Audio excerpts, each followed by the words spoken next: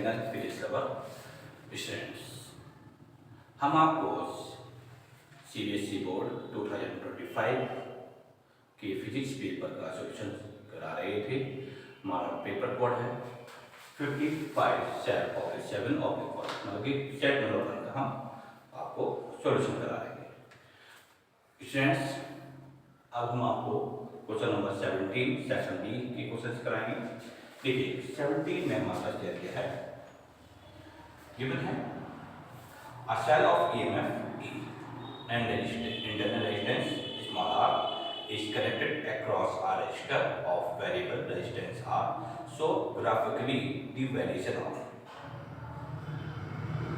the terminal voltage across the cell, the current supplied by the cell with R as it is increased from 0 to maximum value.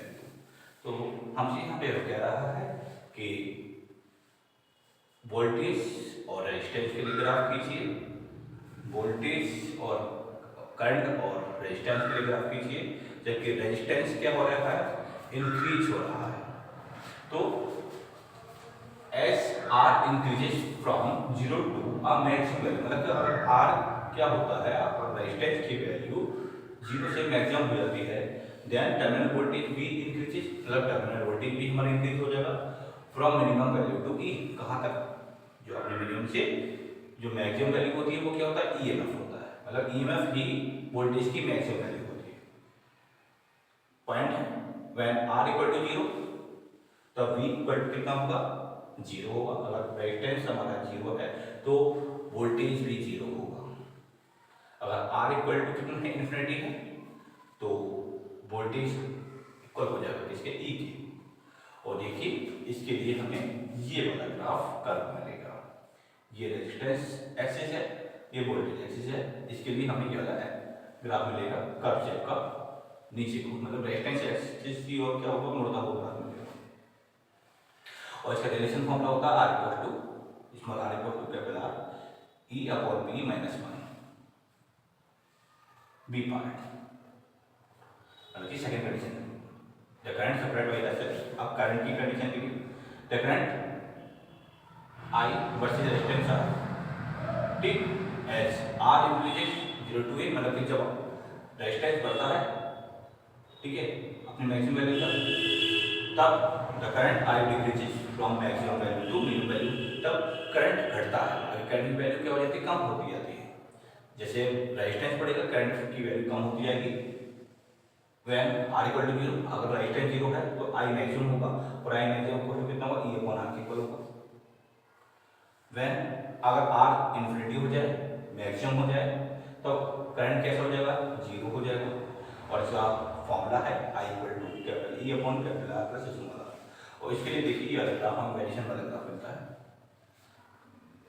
मतलब कि इस type का हमें graph मिलेगा, ये resistance axis होता है और ये क्या होता है, हमारा करंट एक्सिस। नॉर्मली अगर रेजिस्टेंस कांस्टेंट तो हमें ये वाला ग्राफ मिलता है, एक कैसे होता है, एक स्ट्रेट लाइन मिलती है जिसका स्लोप वोल्टेज एक्सिस की ओर होता है, ठीक है। तो ये हो गया हमारा क्वेश्चन नंबर 17। अब 18 पर आएंगे। 18 में बच्चों हमारे पास कह रहा है, using the mirror equation and the formula of magnification deduce that the virtual image produced by a convex mirror is always diminished in size and is located between the pole and the focus। तो हमारे पास mirror equation क्या होती है, 1/f equal to 1/v plus 1/u होती है, और magnification of mirror होती है m equal to I upon o equal to minus v होती है।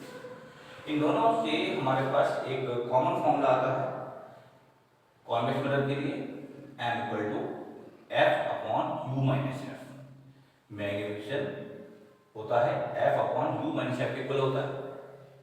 एक दूसरा फॉर्मूला भी होता है f minus b upon f। हम यहाँ पर u की रेस्पेक्ट में हम यहाँ पर लिख रहे हैं मैग्निफिकेशन क्या होगा, तो m equal to f upon u minus f होगा फॉर कॉन्वेक्स मिरर। अब बात कर रहे हैं हम कॉन्वेक्स मिरर के लिए, तो कॉन्वेक्स मिरर के लिए हमें पता है कि मैग्निफिकेशन कैसा होता है, पॉजिटिव होता है, फोकल लेंथ क्या होती है कॉन्वेक्स मिरर की, पॉजिटिव होती है, और यू कैसी होती है, निगेटिव होती है। ये वैल्यू यहाँ पुट करिए, तो यहाँ पर रहेगा m equal to f upon u. देखिए काय का है माइनस का, तो कितना होगा हमारे पास यू माइनस का, तो यू की प्लेस में माइनस का यू, और माइनस ऑलरेडी पहले से ही है, और प्लस एफ, ठीक। और यहाँ पर आ जाएगा F upon f plus you, ये आ गया हमारे पास, ठीक है। दैट्स मीन यहाँ पे माइनस का यू प्लस का एफ आ गया। अब यहाँ पर देखिएगा माइनस माइनस क्या होता है, प्लस का होता है, माइनस माइनस प्लस, तो एफ अपॉन में कितना आएगा, एफ प्लस यू आ जाएगा। यहाँ से आप देखना है कि एम इक्वल टू कितना, f upon f plus u आ गया, जो कि लेस देन किससे, 1 से, क्योंकि यू की कोई ना कोई वैल्यू तो होगी। अगर एफ में ऐड होके यहाँ पे एफ में डिवाइड करेंगे तो ये जो पूरी वैल्यू निकल आएगी वो लेस देन होगी 1 से। और अगर एन की वैल्यू 1 से लेस देन होती है तो आपको पता है कि इमेज कैसी होती है, डिमिनिश्ड होती है, मतलब कि ऑब्जेक्ट से छोटी बनती है।